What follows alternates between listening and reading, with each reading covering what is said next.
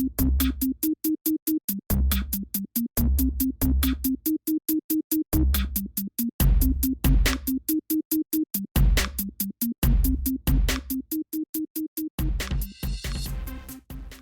this keynote, Frank Furedi is going to give a lecture for maybe 20 to 25 minutes on cosmopolitanism and sovereignty. What next for Europe?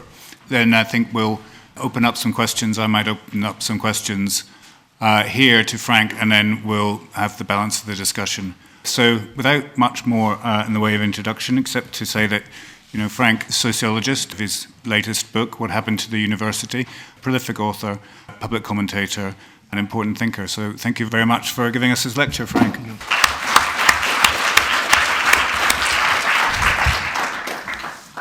The idea for this lecture took shape a very long time ago when I was in the middle of doing a lecture on the global world economy and about globalization.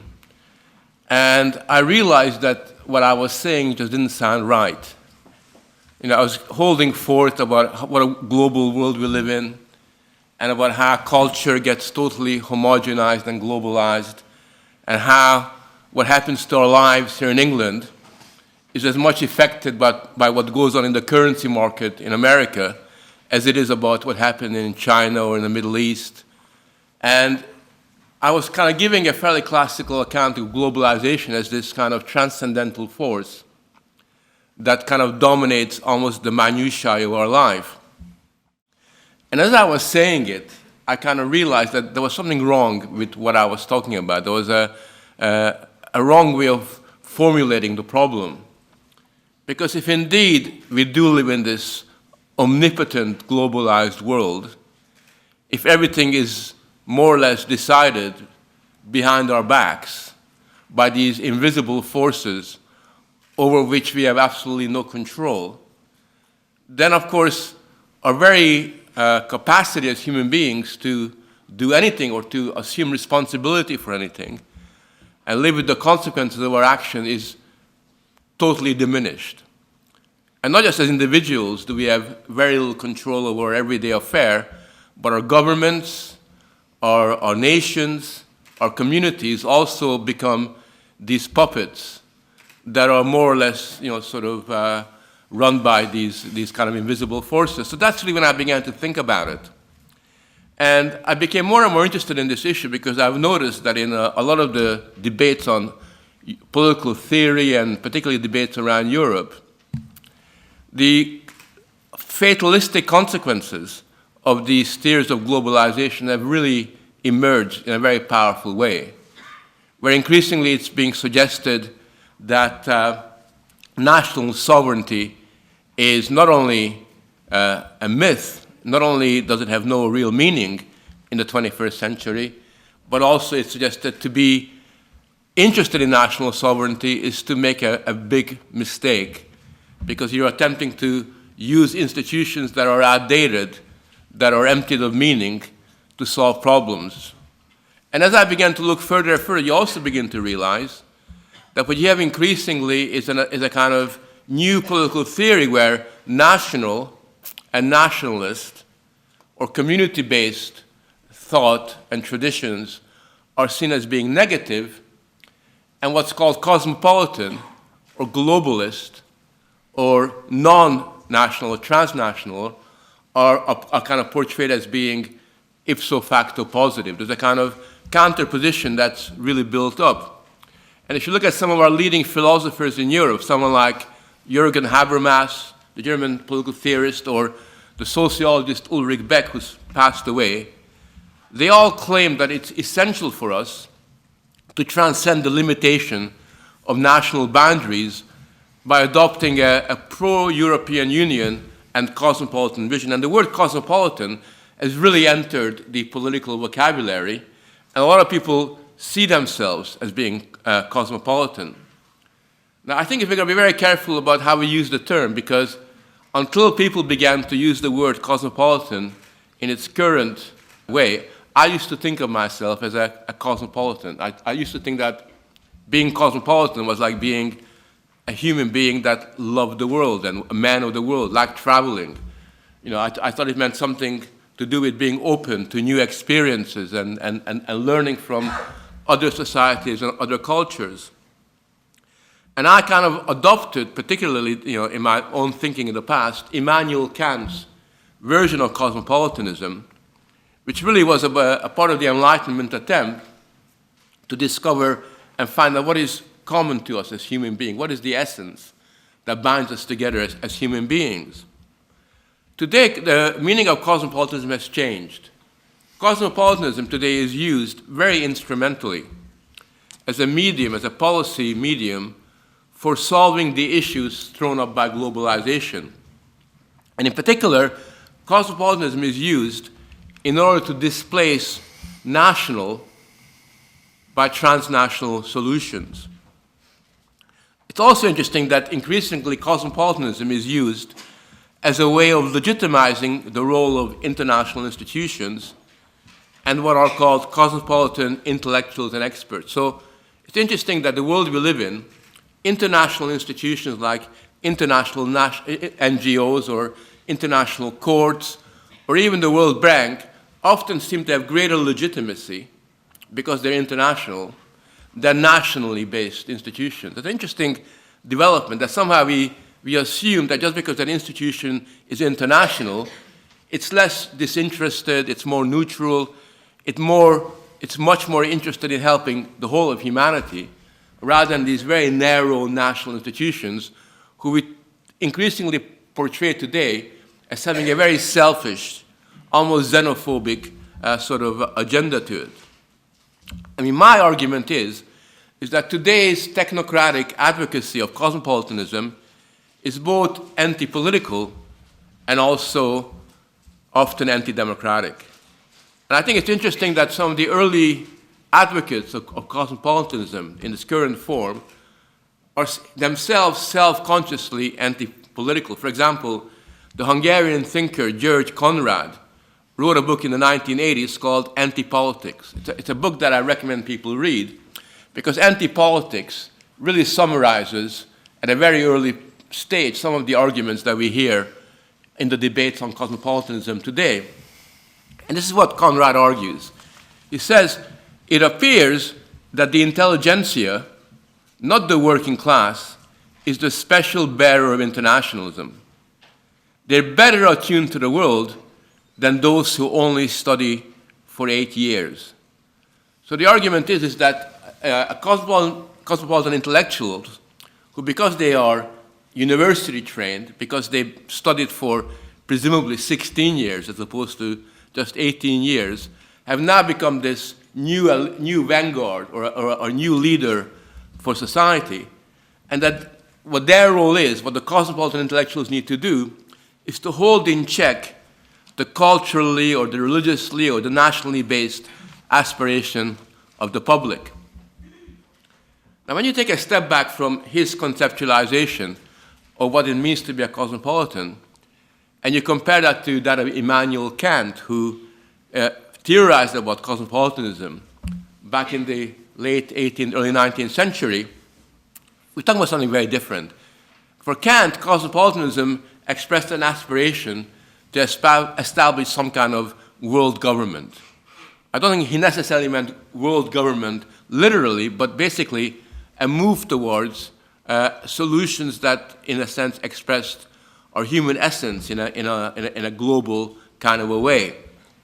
I mean, for him, that's what it meant. It was a positive attempt to realize our human potential in a kind of truly global sense that transcended the particular parochial limits of our everyday life.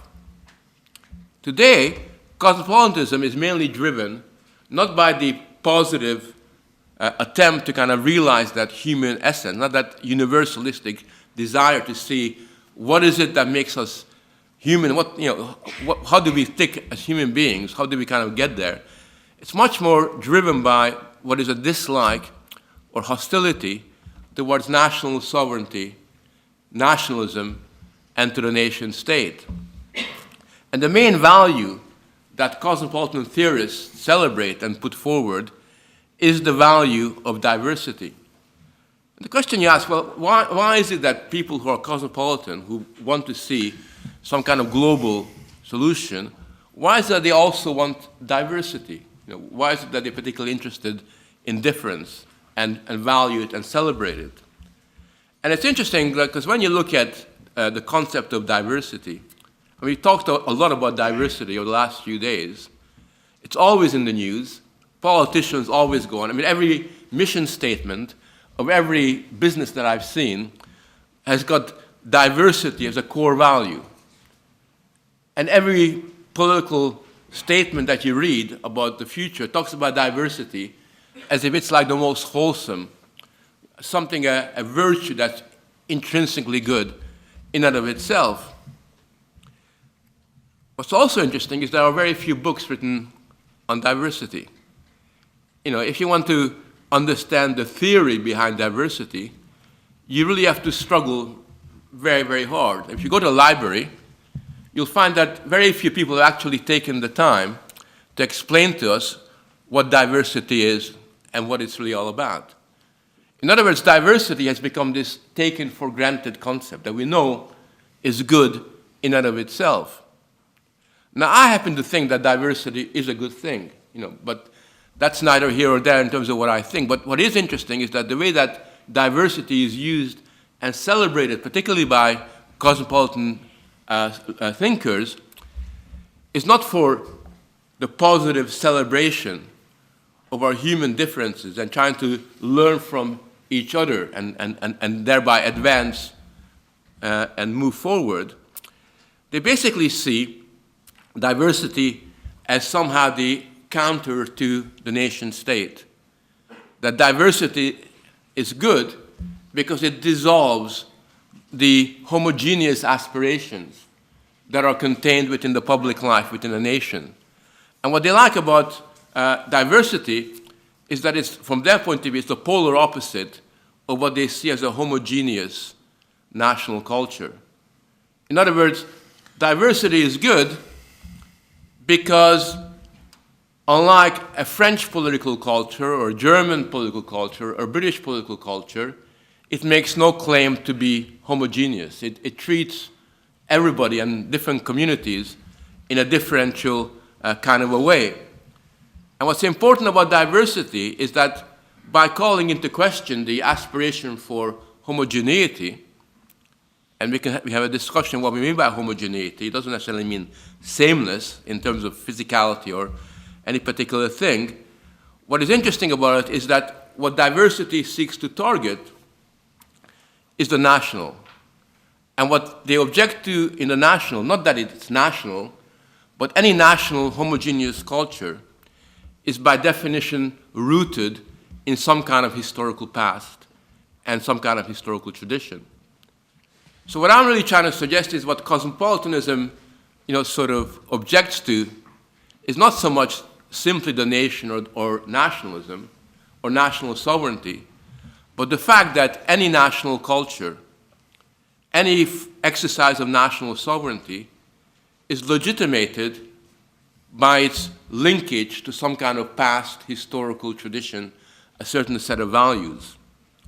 And I think it's this uncomfortability of cosmopolitan theory with historical continuity, and it's this imperative of cosmopolitan theories to break with the tradition of the past that is really what's driving this particular ideal. In other words, what I'm suggesting is what cosmopolitan theory tries to do is to decouple a majority culture within society from a particular cultural tradition. It's almost as if the pre-political past, the cultural past within which we lived in, needs to be left behind. The basic sort of values and cultural norms that have been created and reproduced over the generations need to be, to some extent, marginalized. And instead, what we need to opt for is not the continuity with the achievements of a particular nation in the past, and to give that real expression. What we need to do instead is to reproduce that with process, with new rules, with new laws that we create ourselves in a cosmopolitan world. In other words, it's the dissolution of national cultures that is the main accomplishment, the main target of cosmopolitan theory. I think what's interesting about cosmopolitanism is that in the course of doing that, in the course of trying to negate the nation or national sovereignty, and by trying to invoke the importance of the cosmos, which does have this kind of transcendental ideal about it, what they're also doing is privileging and celebrating diversity and difference, to the point at which the hostility that cosmopolitan theory has towards the nation is almost contradicted by the love that they put forward towards the regions. And that's really what happened within the European Union itself. It's an interesting development that the more we seem to have outwardly integrated into cosmopolitan Europe, the more we live in a world that's more regionally sort of separate, where cultural differences have become far more pronounced than previously, where different kind of identities within the nation have acquired a greater definition. And we have this interesting development where, despite the cosmopolitan evocation of us being truly global, we somehow have gotten into a world where we talk less to each other, where we're becoming more compartmentalized, where instead of a kind of universalistic culture evolving within Europe, what you've got is almost like the re-emergence of 19th century particularisms, where the particularities become extremely powerful and influence everyday culture and society. And that's the interesting development that has occurred. On the one hand, you have abstract cosmopolitanism, which targets the nation state and national sovereignty on the grounds that these are horrible ideals. But at the same time as doing that, you have the recreation of little nationalisms, tiny nationalisms, identity-related nationalisms, and forms of identities that are extremely fragmented and compartmentalized. And that's something I think we all need to think about. Just one final point, I could go on and on about it, but just one final point is that in many respects, the anti-national sovereignty focus of cosmopolitan theory at the moment is also inherently anti-democratic. And the reason why it's anti-democratic is because, whether we like it or not, the world that we live in is one where our capacity to be active citizens, our capacity to be active subject, our capacity to change the world for the better depends on us having a relationship between us and some kind of institution that is accountable to us. I think accountability is absolutely essential. It's one of the key elements within democracy, not the democracy of process, but real lived democracy. We've got to be able to hold our politicians, our representatives, to account. And unfortunately, whether you like it or not, no matter what our visions are in terms of the world, whether we like it or not, the only framework within which democracy can work, within which accountability can have that kind of meaning, is through the exercise of some form of popular sovereignty. And the only way that popular sovereignty can have any institutional expression is through the formula and the institutions of national sovereignty. And therefore, to be for national sovereignty and the importance of national sovereignty isn't this kind of abstract love of nation, isn't because one wants to particularly be nationalistic, isn't a desire to be xenophobic or narrow-minded. The importance of national sovereignty has got to do with a very simple fact that it's only in that context that human subjectivity, our capacity for agency, our transformative potential can have any real ultimate meaning. And that's why, at the end of the day, I argue that cosmopolitanism violates the Kantian principle of a truly universalistic outlook. It violates the important emphasis that Kant placed on the ideal of autonomy, where we recognize the importance of exercising subjectivity and therefore taking responsibility for not just for ourselves but for the future of the world. It violates all those kind of principles, and instead what it ends up with is a kind of worst scenario where the excesses and the limitations of nationalism are reproduced in a much more intensely conflictual form, with the potential of creating all the harms that were associated with nationalism in the past, but without any of the good things that nationalism in some situations has managed to achieve. Thank you. Where you started on globalization and that sort of fatalism thing and the shift in meaning in cosmopolitanism away from sort of traveling, getting experiences, being a man of the world, towards this behind your back imposition, if you like. It's slightly difficult to understand, isn't it? Because originally cosmopolitanism had an association with a sort of, not with diversity, which is your point, but with a sort of empty universalism. It was a sort of a fatalistic response to Roman Empire, you know, the original Stoic view of, I'm a citizen of the world, you can't get me, I'm a citizen of the cosmos, you know, there's a narrow little space in which somebody has power by withdrawal, that sort of fatalistic sense, but you seem to be pushing cosmopolitanism more towards the values of diversity rather than an empty universality. Can you comment on that? Well, I think there's always a danger that the three concepts, which is universalism, internationalism, and cosmopolitanism, become emptied out of meaning, you know, because they can become Sunday school speechifying. And, you know, 8 times out of 10 or 9 times out of 10, they just become, you know, like empty without any kind of real consequence or content.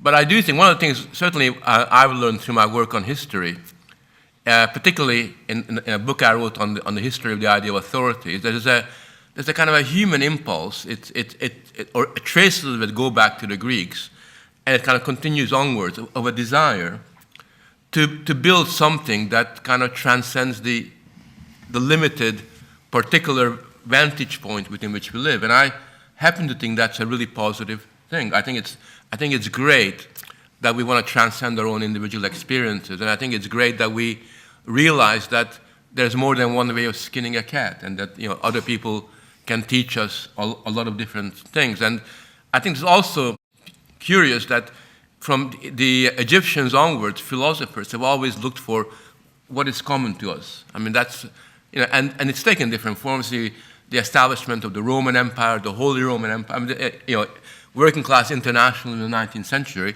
I think all of those had some really positive elements to that. And I think that to that extent, the Kantian idea of cosmopolitanism had some very important redeeming features. I think slightly idealistic as well, but there's some redeeming features. Whereas today, you know, I think that what's coming out is that the negativity, it's the hostility to a particular nation or to national identity, which is really a hostility to the traditions of the past. Now, I'm quite happy to engage and criticize the traditions of the past. Not all of them, because some traditions are good, some of them are not so good. But if we're doing that, then let's do it openly. Mm-hmm. And more importantly, I think it's the democracy deficit that's really quite important. Because, you know, where I come from, I don't think that an international organization is, no matter how good it is a democratic organization. I mean, you know, I might like Médecins Sans Frontières for some of the stuff they're doing, but it's not a democratic organization. I think, you know, the doctors that work for Médecins Sans Frontières do what they want to do. You know, they don't ask my permission, they don't consult me, they're not accountable to me. Whereas my local Tory MP, with whom I totally disagree, is at least accountable to me. I can vote to get rid of her if I want to. And I got a relationship, at least in the abstract, which you can only have within the context of a nationally sovereign institution. Does that that process, I mean, the historical examples there of the Roman Empire, the Holy Roman Empire, working class internationalism. I mean, those seem to be processes, this is around the homogeneity and diversity question.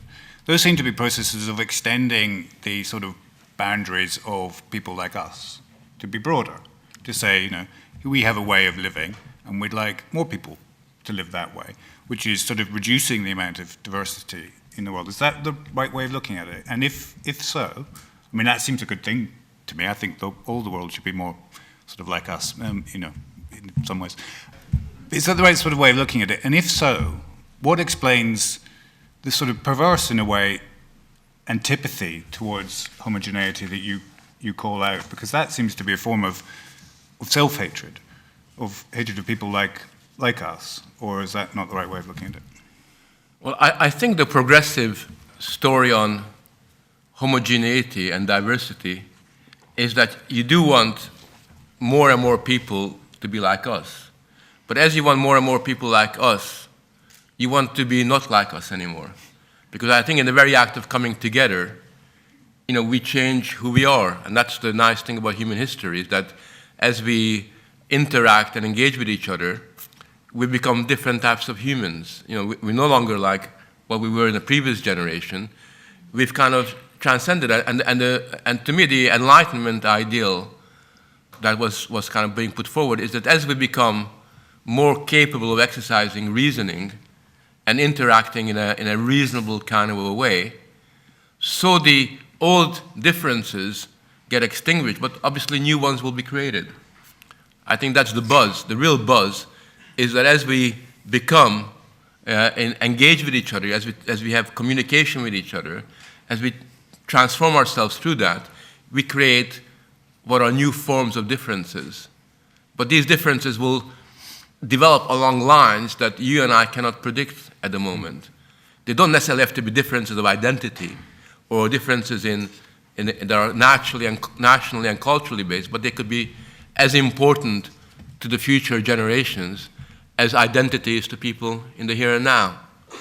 You mean the process of civilizing the world, in this analogy, making it more the sort of world that people like us want to live in, creates a bit more civilized world, which demands a different response than it did before. Yeah, Habermas, in his work on cosmopolitanism, argues that the job of European political theory is to civilize the Germans, or to civilize the French, or to civilize Europeans by weaning them off their national identity. They have an expression they use in Germany called constitutional patriotism. And what constitutional patriotism means is that your affiliation is no longer to a culture or to a community, but it's to the rules that have been, you know, it's basically, it's a patriotism of process. You sign up, these are the rules, and that's what we identify with. So for him, the way you and I become civilized is by being less who we are and much more, you know, sort of, as I see it, template-driven, you know, sort of kind of... It's the opposite approach. Yeah, exactly. So, whereas for me, civilization, the civilizing element, is also to transcend who we are, but not by, you know, because basically, you know, progress always depends on being able to see things from beyond your narrow limitations, but in a way that we don't just simply deny who we are, but and it's the old idea of transcendence, but given in a secular form, if that makes any sense. Well, one last thing, I mean, let's sort of shape this out around the European question, because that was the specific focus here, what next for Europe, and you know, how can we have a cosmopolitan attitude post-Brexit towards Europe? So, you know, in the blurb for this session is a compulsory quote from Juncker, Jean-Claude Juncker, saying, you know, borders are the very worst invention of politicians, which says something of his own self-regard if he thinks borders were invented by politicians rather than established by people through history. It does seem to have, you know, the opposite you're describing, the opposite process, the de-civilization of the world, which, you know, inflates the petty differences, the tiny nationalisms that you were talking about, seems to be entirely inimical to that project of living together as Europeans.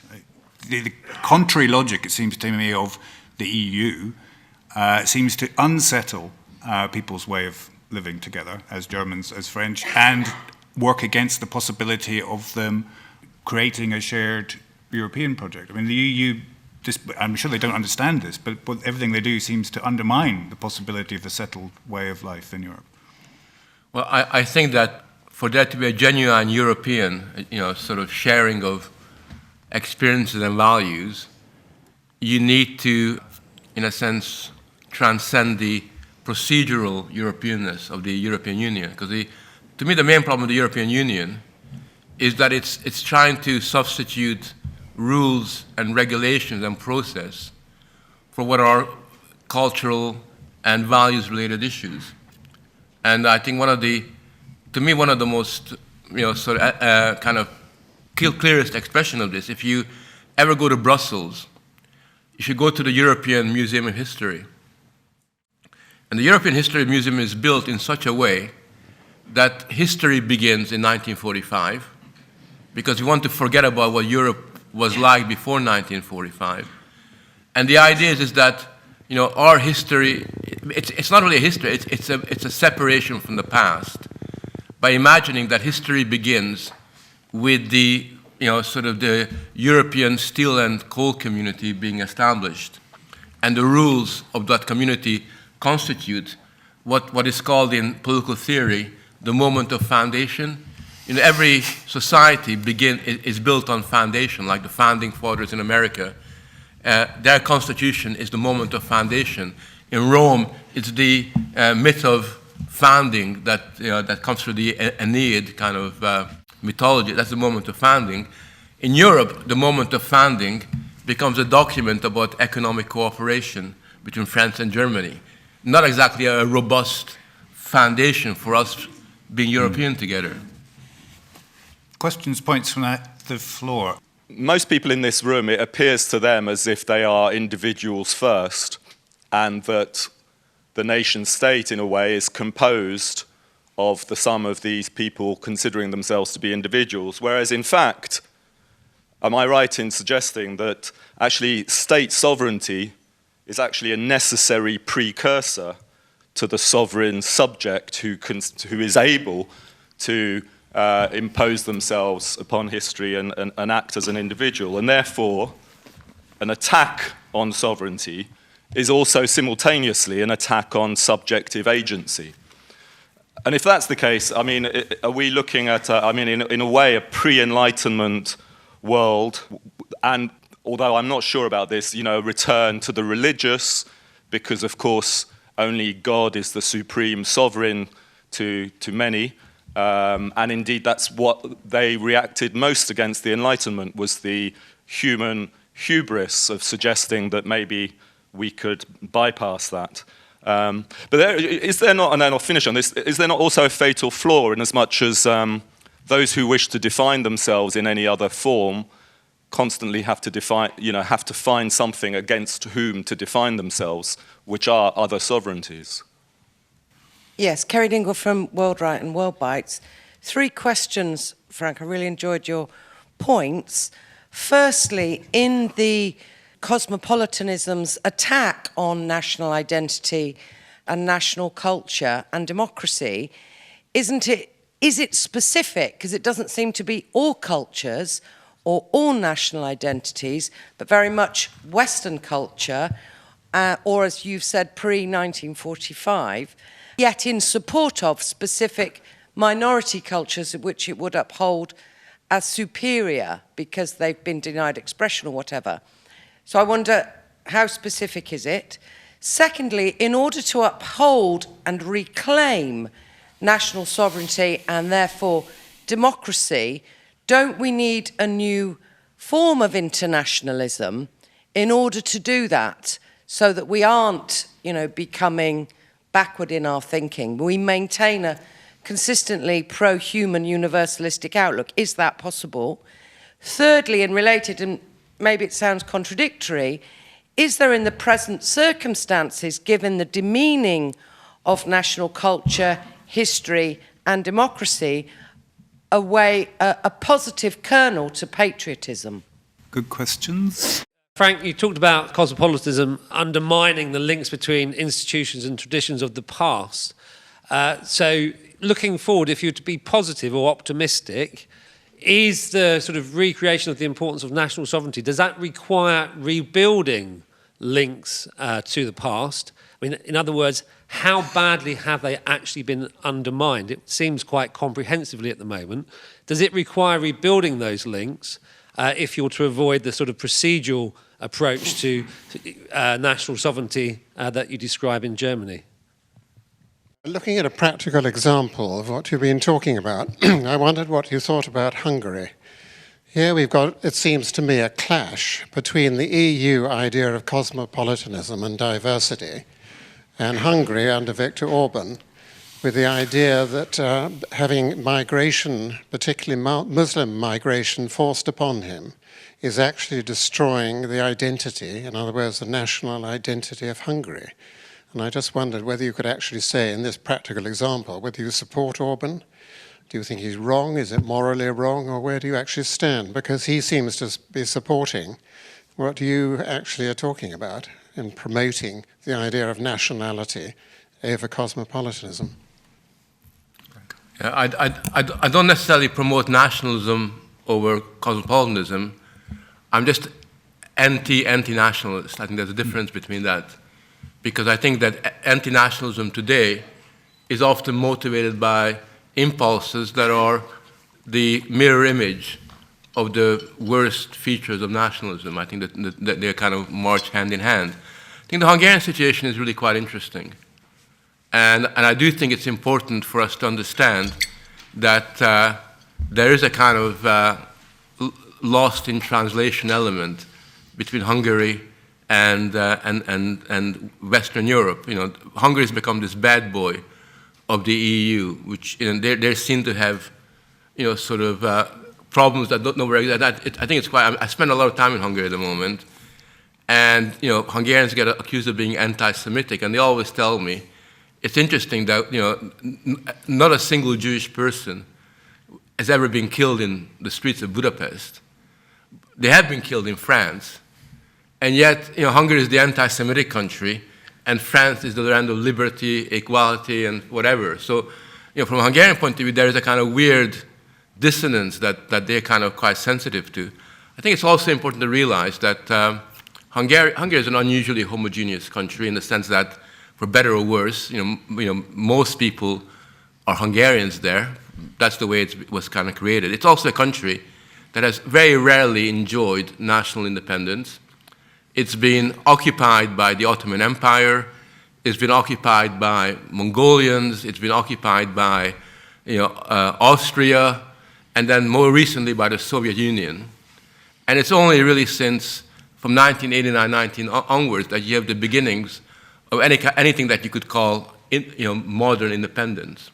So I think that, you know, Hungarians feel quite entitled to feel that for them the border of Hungary is a kind of provides a semblance of protection against people that are coming down upon them, and something that understandably English people wouldn't sympathize with, because you know, England has never been, you know, not since the Normans, hasn't experienced that kind of intense level of occupation. So there's a difference there, and my attitude towards Hungary and their border is very different than my attitude towards the border of England and other societies for that reason, because I think it's got to see this in some kind of context.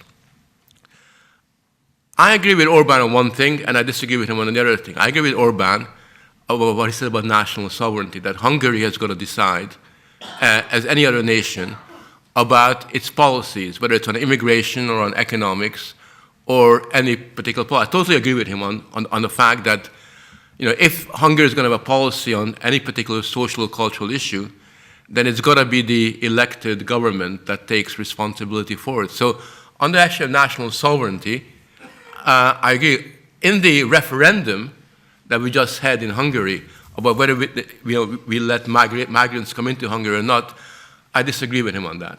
Because I think that you know, Hungary could afford to have a very generous immigration policy, and it doesn't need to fear immigrants in the way that it's often kind of represented. So I think there's two different issues. I think very similarly, you know, my position in England is that I think England should decide, Britain should decide its policies on immigration, but At the same time, I don't see immigrants as a problem. I see immigrants on balance as being making a positive contribution. But it's something that we can debate and discuss. And I think this is really where national sovereignty does become really quite crucial, because it allows us to air our differences on these very important matters. And I convince you then it's good, you convince me that might be a good as well, and we'll come to some kind of reasoned sort of conclusion through deliberation and debate. It's also a good example because the EU's approach to Hungary is in some way created a lot of the strength of contemporary Hungarian nationalism, because the EU's been sort of interfering from the beginning, telling Hungarians how bad they are with treatment of Roma and so on, and sort of stigmatizing them all the time. And, it gets a reaction from Hungarians who say, well, the hell with you. Brussels, So that's an example, I think, of what Frank was talking about, how, the empty sort of cosmopolitanism and the procedural approach stokes up, tiny, more vicious nationalisms that might have existed before. Frank, that was fascinating. I noticed that twice you said, like it or not, we need the nation. Now, you could say I'm reading too much into that form of words, but I think you're being rather diffident about embracing the nation. And it perhaps came out more clearly with what you just said. I jotted it down. I do not promote nationalism over internationalism. I'm anti-nationalism. Now, Frank, you're very good with words, but that is not exactly a statement of absolute clarity. Because you are telling us twice what you're against, but you are deliberately not telling us what you're for. Again, you are very reluctantly embracing the nation.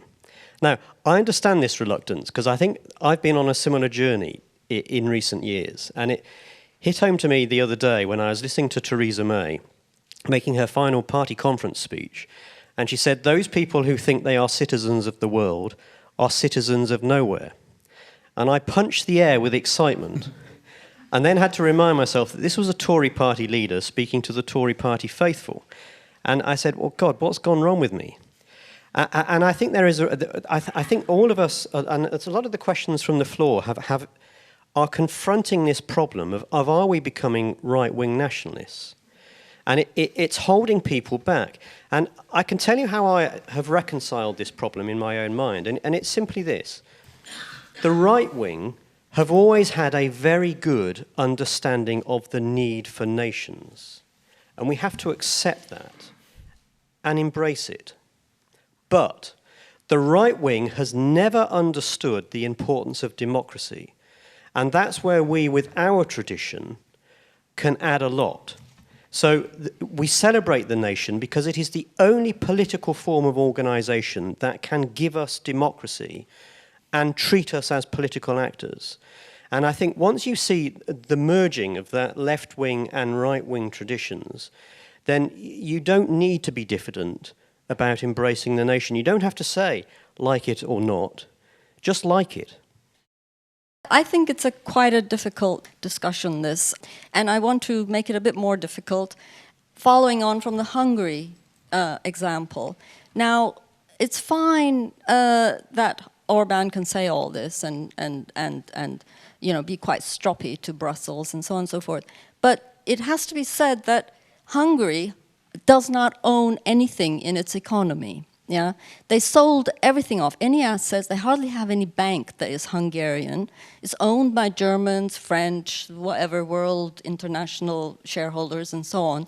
And maybe there's like one Hungarian sausage factory left that is actually Hungarian. There's two. So, I mean, the problem with what you're arguing, and I go along with it, that's fine. But you then have to bring it back down to the reality of the global economy again, which is actually sovereignty is shot, I mean, from an economic point of view, unless we go back to protectionism. So, how do you deal with that? I mean, if we look at the antecedents of today's cosmopolitanism, in key respects, we can if we trace back those ideas of cultural self-determination or diversity, as opposed to the political nation, we can trace it back through UNESCO and then in turn to ideas of empire and the British Empire that wanted to substitute cultural self-determination against the demands of political nationhood. And again, if we look at the post-1989 cosmopolitanism, in key respects it has been against national political communities in the developing world. But now those ideas are coming, if you like, it's effectively the reorganisation of nation states in Europe on the lines of the developing world. I'd like to ask about the kind of taking back control element of things, which has come in for quite a lot of criticism after the referendum result. But picking up kind of specifically your point about accountability, I wanted to know, like, how would you describe the activity of accountability? Is it a kind of feeling? Is it enough to feel like you are in control and try and kind of pursue that as an act of will? Or most times that people will encounter activities of accountability are themselves processes. What do you mean by making accountability more of a kind of active concept? Yeah, I think that's a very difficult question to answer. Control is a very elusive, sort of quality. And even when we say, for example, a woman's right to choose, which I 100% support, you actually recognize that the exercise of choice is often negated by a number of things that happen in the world, and similarly with politics. But nevertheless, insofar as having a measure of control over our destiny has any kind of real meaning, it does have to involve some kind of institutionalized democratic setting where there's a relationship between the exercise of political will of the citizen and policy outcomes. And it's a very imperfect way that does rely on rules. It does rely on procedures, but it's rules and procedures that can be changed through the way, through the way that the electorate, the citizens, kind of operate. So we don't render rules and processes sacred, untouchable. We see them as something that's kind of politically can be decided upon political decision making, which is why I'm often against all these constitutional courts that exist in Europe, where the constitution becomes a matter for the judiciary rather than from the political process. I think that these are very difficult questions we're discussing, and I don't know if I'm a reluctant anything. Nobody's ever accused me of being reluctant. I've always been criticized for the opposite. I do think that I would describe myself as an individual that has respect for people's national feelings. So if I travel around in France or in Italy, or if I go to the Middle East, I have to understand that people have a certain set of sentiments towards their community, which you have to, these are not problems, they have to respect them. This is how they feel. This is what they identify with. And I do that with any identity almost, where, whether I like it or not, this is how they feel, and we have to live with that. But respecting people's national sentiments and feelings does not, force me to become nationalist or to embrace the nation. And I don't think that one needs to be a nationalist, because the minute you become a nationalist, then you begin to politicize what is a kind of a communal set of identities. And I think that then becomes as dangerous as other forms of identity politics. And I do think that if you are forward-looking, then you could celebrate the democratic institutions of the society that you live in, and in particular, you can celebrate the idea of popular sovereignty without somehow then embracing the nation, which I don't think I could ever do. Certainly, not in this life. But that's not a problem, because I think at the end of the day, there are values that are much higher and much more important than what a nation is really all about. I think nations are facts, political facts. They're not necessarily values that people like myself need to uphold.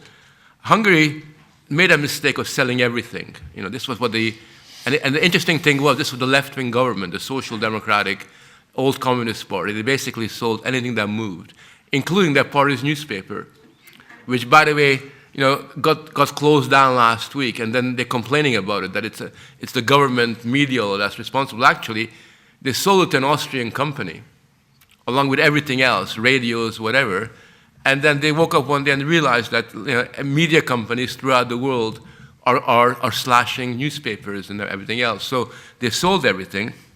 And Hungary is not an economically strong nation, and I'm surprised. I mean, when I was in Hungary, everybody was for Brexit, even though Hungary would say that they themselves would never want to leave the European Union because they economically benefit from that. But everybody was delighted. They were celebrating when the Brexit results came out because of their own attitude. Now, it's a weak economy. Almost 1.5 million people have left Hungary in the last period to come to places like London. It's got all kinds of economic problems, but that doesn't actually sort of detract from the fact that Hungarians have got the right as much as anybody else, including the most Swiss who are very strong economically, to try to enjoy a measure of national sovereignty. And I think Orban, is geopolitically motivated. He's got a real eye for conflicts of national interest. He's using that in what is a relatively effective way. And I think he's actually demonstrating that even in a globalized world that we live in, you can weave your way through stuff. I mean, he's done incredible things from his point of view. I mean, the idea that there's being a Russian-Hungarian alliance being forged would have been unthinkable because the Russians occupied Hungary not that long ago. But now that he's friends with Putin, shows you that opportunism sort of has got no national boundaries. And in a globalized world economy, people are up for these things. And I just think that it doesn't detract from the fact that it's a weak economy. It just demonstrates that at the end of the day, a nation state is the only institution that provides you with a measure of a lever to navigate your way through otherwise very difficult seas. I'm in the like it or not camp for national sovereignty in 2016. I think those are clearly our most democratic structures. I think I can more enthusiastically embrace kind of different national traditions and the importance of those things in people's lives. Where I become skeptical is the concept of the national interest. And I think that can perhaps clarify where some of the problems here are. Because I think when you get to the concept of the national interest, which has often attempted to draw on past traditions to legitimate the idea that there is a single interest for a single people within a country, you're covering over the divisions within the country, which hopefully are precisely the things that we want to clarify through democracy. Right? So through national democratic struggle, I hope that we can clarify divisions of interest within our nation and within other nations. Of course, the cosmopolitan attack on the nation, I think, is not necessarily so much an attack on that old idea of a kind of united nations between the rulers and the ruled, as an idea to kind of disrupt the majority voice. And then just perhaps related to that as a kind of open question, I think it remains a fact that there are shared interests across borders rather than shared traditions necessarily, and different people within the nations share interests with different groups, and we might say that both the elites and the masses share different interests across borders. Is that a relevant way of thinking about things today, and perhaps ties into the realities of globalization and global economic dependencies? How do we factor those shared interests into our defense of democracy? I wonder where you think, if at all, regionalism fits into this. I mean, I know it's been trashed and used destructively by the EU, to undermine national sovereignty. And when I go back home to the Midlands and the Black Country, you see there's all kinds of council-funded attempts to sponsor or to encourage it. There's Black Country flags when I go back home to the Black Country. Council sponsor things about what it means to be a Brummie for ordinary people. But it is really noticeable that there's the kind of lack of morale. I helped organise a meeting on Brexit and democracy in Dudley, of all places, which I grew up just in one of those, quite close to there, in the 70s, and the difference is really interesting to today. Quite a lot of people who, like ex-Dudley Pats, even people here today, said, why would you want to go there? You know, there's nothing there, it's a dead end, you know, it's full of racists and everything, you know, even people from Dudley. And it was a place that, one of many places, I suppose, like anywhere, that really used to have a real sense of itself. And just interestingly, there's been the thing that's tore that place apart over the last 10 years is the argument about whether to build this super mosque, which they were going to call the Pride of Dudley. And it struck me the only people who have any pride in the place are the Muslims who are getting the most flack. But is not pride, but having a sense of where you are and locally, has that got any role to play in people beginning to take back control? Or is it just something that we need to leave to the Osborns of the world, and is it purely about bureaucracy? Yeah, I mean, community pride is really very important, but it can take many different forms. I mean, in the old days, it could take from the working class communities having pride in their own neighborhoods, and you can have that being done on religious or cultural grounds. So it can take many forms, and it's absolutely important, because unless people are rooted within a particular community and there's a sense of solidarity, and that's where solidarity begins. That's where we get educated in solidarity. Unless that occurs, then we're left with sort of no real system that can watch our backs, and we feel much weaker and much less able to, sort of take matters into our own hands. On this shared interest, I agree with you totally. And I've actually come to the conclusion that it would be really good if we could have a European Union, a genuine European Union, but that would be done on the basis of shared interest and shared values, and that would require the existing European Union to be dissolved, and a new one created where the people of Europe decide exactly how they give some kind of expression to their common interests.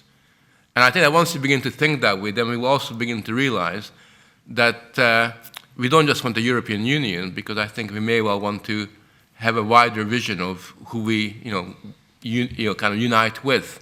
I mean, it may well not stop at the border of Europe, but I think the shared interests are important, which is why I'm not a nationalist.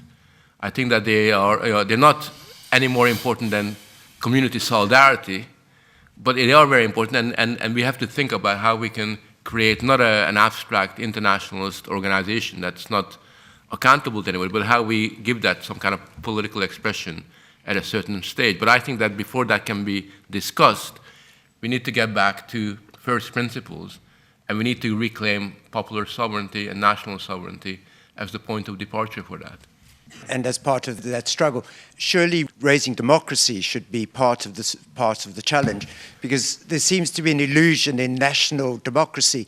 National democracy, as you correctly say, you can argue against your local Tory politician and vote against them, but that's not going to change anything.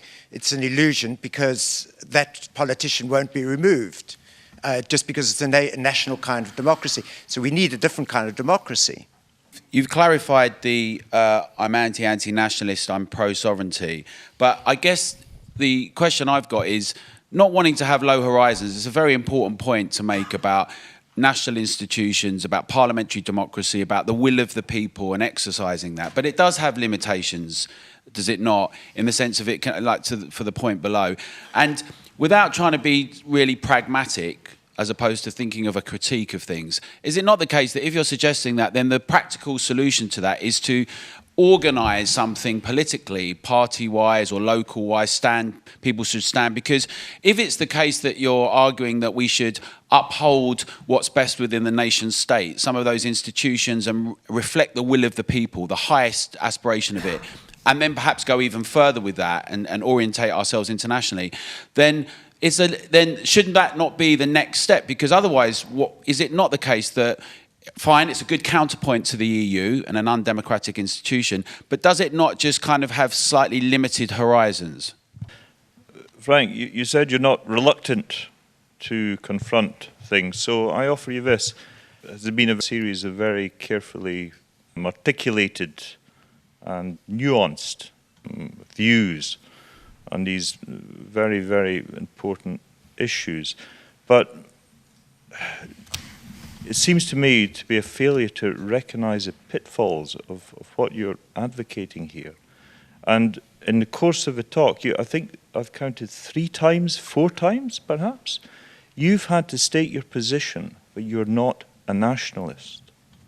Now, the dangers surely are that outside this forum of very carefully nuanced and delicately articulated views, that very quickly these are conflated into a situation where your views can be taken, simplified, and to be in a position, yes, at the Tory party conference, you could well be getting cheered for your advocacy of national sovereignty. Now, you laugh and so on, and but you've criticised the EU for many things. You've talked about how its founding history begins in 1945. It's not quite what you said, but I think that's what you were inferring in a mocking way.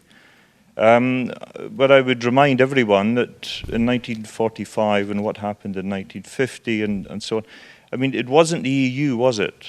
Just in the name, It was Cold Steel, then it was the EEC, the European Economic Community. But it progressed, it has evolved, it is now the European Union, which I do believe is a greater social project and cultural project beyond just economics. Now, if the current emphasis on economics and it being within the mainstream and suiting global corporate finance and so on, well, possibly yes, but it's an ongoing project. It's not a static one. Now, if you're in the least bit a realist, I mean, please, this situation of what you've just said about this recreation of a new Europe once we destroy the existing one, and the nation, we go back to being nation states and somehow reforming for the greater good. I mean, that is, okay, confront this. I think that is dreamland.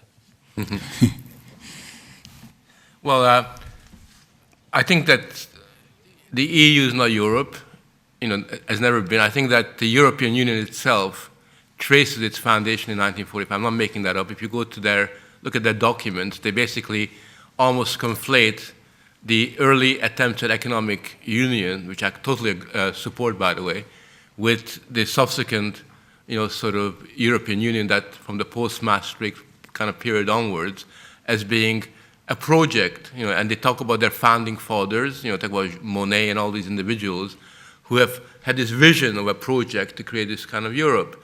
And, what I think, there's one thing that I'm very uncomfortable with the EU, and which is why I tend to be very critical of it, is that they themselves, sort of acknowledge the fact that throughout most of its history, the European Union relied on what they call implicit consent. That basically there was this implicit consent whereby the people of Europe implicitly agreed with becoming part of this institution. They were never consulted about it. It wasn't like the people of Europe decided that this is the union that we want to have. There was an implicit consent. And in the late 70s, early 80s, the leaders of the EU decided that we now need a more active form of consent. We want to be more of a political project. And from that point onwards, they struggled how you could gain greater consent. And the question of legitimacy within Brussels has been debated endlessly, of trying to find a way of how we get Brussels to be not just simply tolerated, but dare I say loved or liked or identified with. And I think that, sort of that kind of tension, has always existed, but it's always been resolved bureaucratically. It's always been resolved by relying on administrative means. And basically, everybody I know in Brussels, in the EU, tells me that as long as we were doing all right economically, as long as the EU enjoyed economic prosperity, the question of what it was could be avoided. But once the recession and the economic crisis, kicked in, then of course they had to account for themselves more politically, which is, something they find a little bit difficult to do. And I think, I mean, my position is very simply that once you go down this fairly dishonest road, then the key question becomes how we sort of ensure that people like you and me and all of us actually enjoy real consent and consent to what our future is. And that's where I kind of opt for national sovereignty, popular sovereignty, because that's the place at which my capacity to consent has got any meaning. Implicit consent means that you ignore me. I mean, that's what it's a euphemism for not taking seriously the views of the electorate. I was just going to ask what implications your analysis has for the US, because you're sort of tying your understanding very much to the EU. I mean, is the extreme hostility to American patriotism part of the same process? Just picking up, I completely agree with what you're saying about implicit consent and the problems it's had for the EU. My question is, how does a new European Union look any different? And when it comes to direct democracy, how are people realistically empowered to make informed decisions required to take it away from the EU into a slightly more abstract situation and away from global economics? When you're looking at global commons and the need for nation states or states to cooperate, there must be an anti-democratic element to that. How do you, for you, where's the balance? Like, how do you deal with that? Yeah, we're discussing nation state, and one could be forgiven for thinking that all nations are equal. And I think we're having this conversation because of the recent Brexit vote, when it was fairly apparent to me that there wasn't anyone who was essentially saying the problem lies here at home. What we had is the political parties and all sides arguing for or against the EU on what ways we could reduce damage from overseas, products, workers, competition, etc. To me, this conversation seems like a way to intellectually accommodate and find a way to be an ally to that vote and to intellectually construct an argument as to why we should be against the EU. Frank said that he could be in favor of a European Union. I mean, are we arguing about the technicalities of how the EU works? Or should we actually be saying, this nation state is not an average nation state. This nation state is responsible, having lived off the backs of many other countries and many other people. And any suggestion that we should begin to explore, developing patriotism, to me just seems quite obscene. And I think that's one of the reasons why Frank is being very, very careful in how he's picking his words. To me, that's a huge concern. I don't think people should tie themselves up in quite so many knots on this issue. I mean, democracy is done at the level of the nation state, in all nation states. Right? That's just where it happens. National self-determination has always been a good thing, and it's the individual self-determination writ large. It can take all kinds of forms. Nationalism about blood and honour is not what we're talking about here. Is cosmopolitanism the old form of cosmopolitanism? Is it linked with agency? And if so, is it that lack of agency that's allowed it to be transformed into this thing? Yes, just slightly concerned about the sort of binarism that's going on between national sovereignty and cosmopolitanism. Can't we argue for a partial cosmopolitanism as well as a partial nationalism or national outlook? Also, I'd be really interested to look at what cosmopolitanism means in terms of other nations. So, for example, in Africa and India, where perhaps we should look at kind of where the shared interest is that is beyond the European project, but actually a much more global outlook, while having those, in a sense, wanting to kind of bring back the importance of cosmopolitanism, that now it is emptied of meaning, and how it's being misused in the European project, to really look at a more authentic and perhaps not an absolute cosmopolitanism, but a partial cosmopolitanism. Well, I'm actually, sort of intellectually and emotionally quite committed to a version of cosmopolitanism. I mean, I've always been, and I think that any individual with progressive inclinations will have a certain internationalist orientation to them.